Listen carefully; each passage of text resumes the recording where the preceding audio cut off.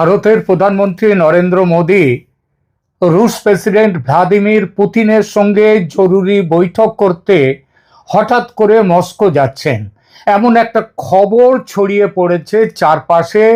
আর খবরটা ছড়িয়ে পড়ার সাথে সাথেই একটা বড় সন্দেহ তৈরি হয়েছে যে এটা কি সত্যি এবং তিনি কি যুদ্ধের পরিবেশে এই কেন হঠাৎ মস্কো যাবেন। বড় কোনো কারণ আছে কি? বড় কারণ মানে যুদ্ধ এটা ছড়িয়ে পড়বে এবং তার জন্য জোটবন্দি করার জন্যই কি যাচ্ছেন, এই একটা আলোচনা। ওদিকে নেট দুনিয়ায় দাবানলের মতো ছড়িয়েছে আরও এক খবর, ইরানি ক্ষেপণাস্ত্র বা মিসাইল হানা দিয়েছে খোদ আমেরিকার বুকে, টেক্সাসে, নিউ ইয়র্কে, হানা দিয়েছে লন্ডনে। আর এই খবরে পশ্চিমী দুনিয়া ভয়ে কাঁপতে শুরু করেছে। যুদ্ধ কি তাহলে মধ্যপ্রাচ্য পেরিয়ে বিস্তৃত হলো বিশ্বময়? আর পুতিন মোদি সাক্ষাৎ কি সমাসন্ন বিশ্বযুদ্ধের বিষয়ে আলোচনা করার জন্য? এই খবরকে কিন্তু সামাজিক মাধ্যমের নিছক গুজব বলে পাশ কাটানো যাবে না। এসব কথা কিন্তু সরাসরি না হলেও ঠারে ঠোরে উঠে আসছে মেইন স্ট্রিম মিডিয়াতেও। এই প্রতিবেদনে আমরা দেখব এসব খবর সত্যি কিনা, সত্যি হলে কতটা সত্যি, পুরো গঞ্জিকা সেবনের গঞ্জিকার প্রসাদ, নাকি যা রটেছে তার কিছু ঘটেছে। নমস্কার, খবরের অন্তরালের খবর নিয়ে ক্যালকাটা ডায়ালগস থেকে মনোজ দাস। বলা হচ্ছে আমেরিকার নিউ ইয়র্ক, টেক্সাস ও ইংল্যান্ডের লন্ডন শহর লক্ষ্য করে ক্ষেপণাস্ত্র বা মিসাইল ছুড়েছে ইরান। টেক্সাসে ইতিমধ্যে পৌঁছে গেছে সেই ক্ষেপণাস্ত্র। আর নিউ ইয়র্ক এবং লন্ডন এই দুটো শহর বিশেষ করে ভয়ে আশঙ্কায় সময় কাটাচ্ছে কবে ক্ষেপণাস্ত্রের আঘাত পড়তে পারে তার জন্যে। তাই সাজো সাজো রব পড়ে গেছে আমেরিকায় ও ইংল্যান্ডে এবং তার সঙ্গে সারা পশ্চিমী দুনিয়ায়। এই খবরের সত্যতা বা সম্ভাব্যতা দেখতে গেলে আমাদের প্রথমে দূরত্বের ব্যাপারটা দেখতে হবে।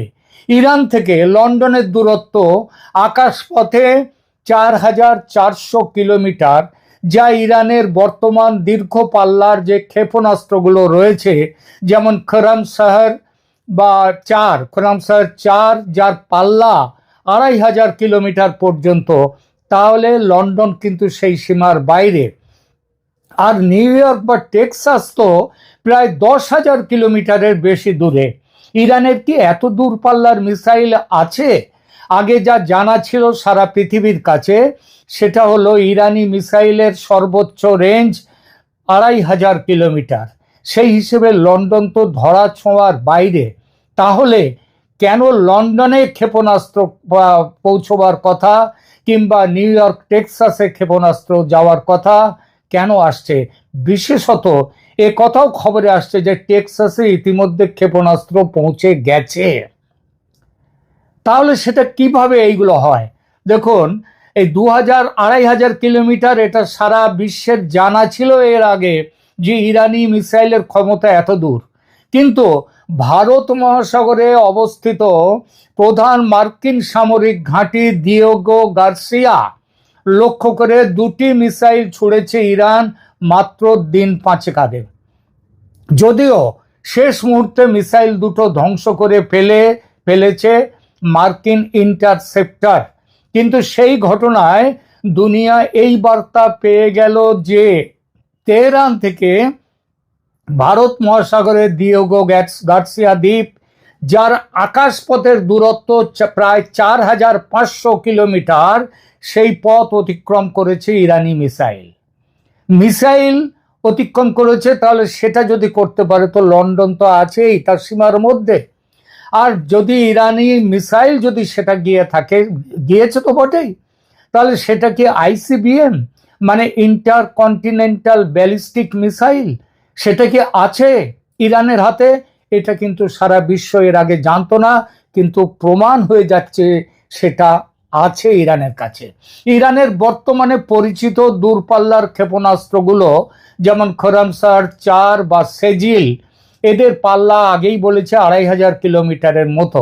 অর্থাৎ দিয়েগো গার্সিয়ায় সরাসরি আঘাত আনতে হলে ইরানকে আরো উন্নত এবং অন্তত 4500 কিলোমিটার পাল্লার মধ্যম বা দীর্ঘ পাল্লার ব্যালিস্টিক মিসাইল ব্যবহার করতে হবে। সেটা আইসিবিএম হতে পারে, আইআরবিএমও হতে পারে। শুধু তাই নয়, তেহরান থেকে দিয়েগো গার্সিয়া যেতে হলে মিসাইলটিকে ওমান সাগর এবং আরব সাগরের ওপর দিয়ে অনেকটা পথ পাড়ি দিতে হবে। এই দীর্ঘ আকাশপথে মার্কিন এবং মিত্র দেশগুলির শক্তিশালী ঘাঁটি আছে, তাদের শক্তিশালী অ্যান্টি মিসাইল ডিফেন্স সিস্টেম আছে, যেমন এজিস বা থার্ড, সেগুলো সক্রিয় আছে।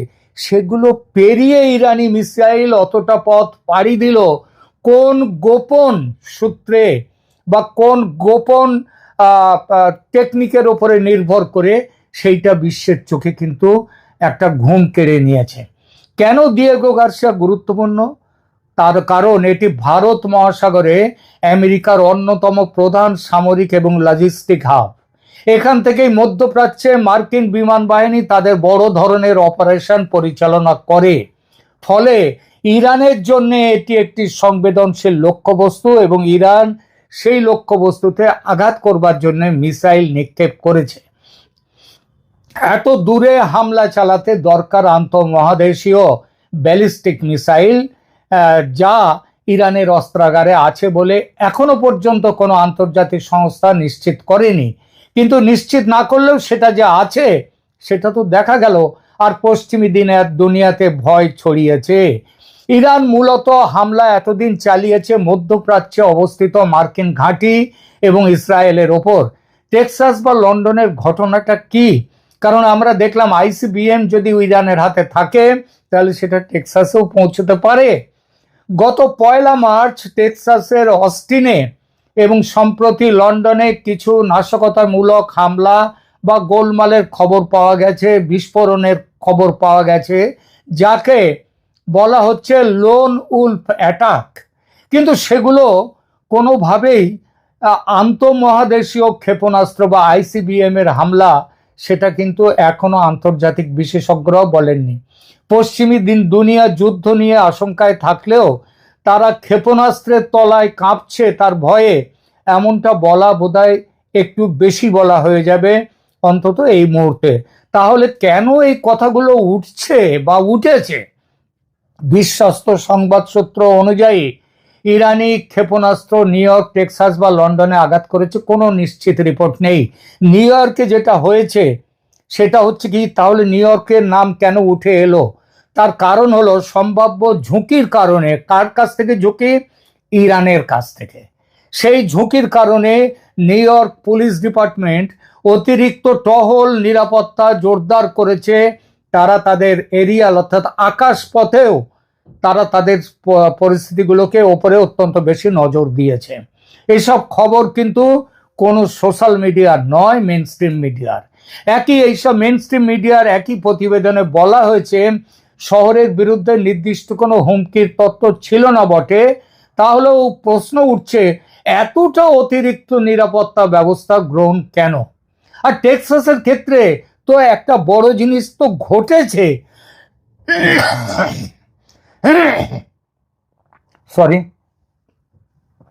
একটা বড় জিনিস যে ঘটেছে সে তো দেখাই যাচ্ছে।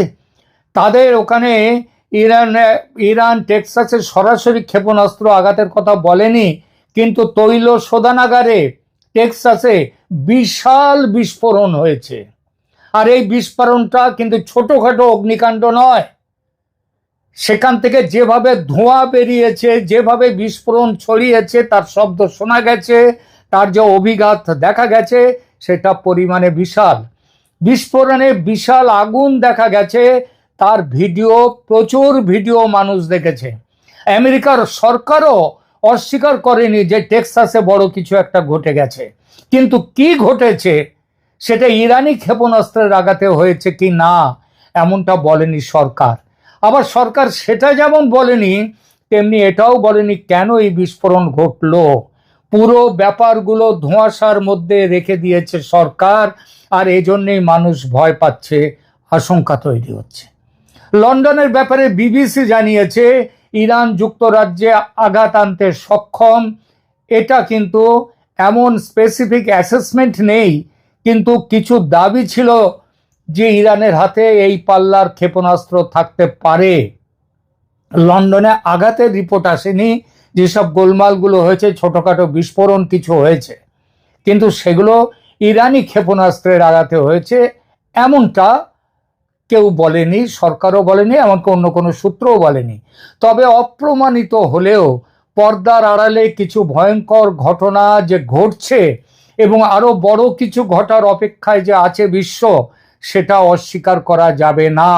তার একটা বড় কারণ, ইরানের সঙ্গে সমঝোতা করে যে কোনোভাবে যুদ্ধবিরতি ঘটাতে এত ব্যস্ত হয়ে পড়েছে আমেরিকার প্রেসিডেন্ট ট্রাম্প সাহেব, যেই প্রশ্নগুলো উঠে আসছে যে কেন এত ব্যস্ততা। দুদিন আগে যিনি বলেছেন যে ইরানকে তিনি ধ্বংস করে ফেলে দেবেন, ইরানে আঘাত করার মতো জায়গা নেই, তিনি যে কোনো দিন যুদ্ধবিরতি ঘোষণা করে দেবেন, সেই তিনি কেন এখন ইরানের সঙ্গে আলোচনায় বসতে এত ব্যস্ত হয়ে পড়েছেন? আর ইরান কেন বলছে না যে তারাও বসতে চায়? ইরান অস্বীকার করছে বসতে। গতকালের এপিসোডে আমি বলেছি ভারতের প্রধানমন্ত্রীর সঙ্গে এই ব্যাপারে দীর্ঘক্ষণ ফোনে কথা বলেছেন প্রেসিডেন্ট ট্রাম্প, বলেছেন যুদ্ধ থামানোর ব্যাপারে ভারতের মধ্যস্থতা করার জন্যে। এবং খবর এটাও যে ভারত ইতিমধ্যে কূটনৈতিক পদক্ষেপ শুরু করে দিয়েছে, ইরানের সঙ্গে কথাবার্তা বলতে শুরু করে দিয়েছে, এবং তার সঙ্গে সঙ্গে রাশিয়া ইত্যাদির কাছ থেকে। এই প্রসঙ্গেই উঠে এসেছে মোদির কাছে রাশিয়া থেকে আসা জরুরি বার্তা, এই জন্যেই এত গুরুত্বপূর্ণ। মোদি কি সত্যিই রাশিয়া থেকে ডাক পেয়েছেন? কি এমন কথা তাদের মধ্যে হবে যে কথাগুলো টেলিফোনে বলা যায় না, মুখোমুখি বলতে হয়? টেলিফোনে বলা যায় না গোপনীয়তার জন্য, কারণ টেলিফোনের কথা সেগুলো আড়ি পাতার সমস্ত অস্ত্র এখন পৃথিবীর কাছে আছে, এখন সমস্ত অস্ত্র পৃথিবীর কাছে আছে, টেলিফোনে কোনো কথা এখন আর গোপন রাখা যায় না। সুতরাং মুখোমুখি কিছু কথা বলতেই হয়। আর পুতিন কয়েক মাস আগেই, 2-3 মাস আগেই এসেছিলেন ভারত সফরে, এখন তিনি আসবেন না, তিনি ডাক দিয়েছেন নরেন্দ্র মোদীকে সেখানে যাওয়ার জন্য। এখানেই জল্পনা তৈরি হচ্ছে বিশ্বযুদ্ধের সম্ভাবনা নিয়ে। রাশিয়ার পররাষ্ট্রমন্ত্রী সের্গেই লাভরভ গত 23শে মার্চ, দুদিন আগেই তিনি নিশ্চিত করেছেন যে প্রধানমন্ত্রী মোদী খুব শিগগির রাশিয়া সফরে আসছেন। গুরুত্বপূর্ণ হলো এই খুব শিগগির শব্দটি নিয়ে। এটি একটি পূর্ব নির্ধারিত দ্বিপাক্ষিক সফরের অংশ হলে এ কথা এমনভাবে বলা হয় না। আর এই ধরনের কোনো কথা ঠিকও ছিল না যে মোদী শীঘ্রই রাশিয়া সফরে যাবেন, কিন্তু হঠাৎ করে এই ঘোষণা তাহলে কেন? এরকম কথা তো আগে শোনা যায়নি। বর্তমান ইরান ইসরায়েল আমেরিকা উত্তেজনার প্রেক্ষাপটে এই সফরের গুরুত্ব বহুগুণ বেড়ে গেছে। এস জয়শঙ্কর, ভারতের পররাষ্ট্রমন্ত্রী, তিনিও সম্প্রতি জানিয়েছেন যে ভারতের কৌশলগত স্বায়ত্তশাসন বজায় রাখতে রাশিয়ার সাথে সম্পর্ক রাখা অত্যন্ত জরুরি। কথাটা খেয়াল করবেন, কৌশলগত স্বায়ত্তশাসন। কোন সময় কথাটা উঠছে? যখন মধ্যপ্রাচ্য জ্বলছে, যখন পশ্চিমী দুনিয়া ভয়ে কাঁপছে, সেই সময়।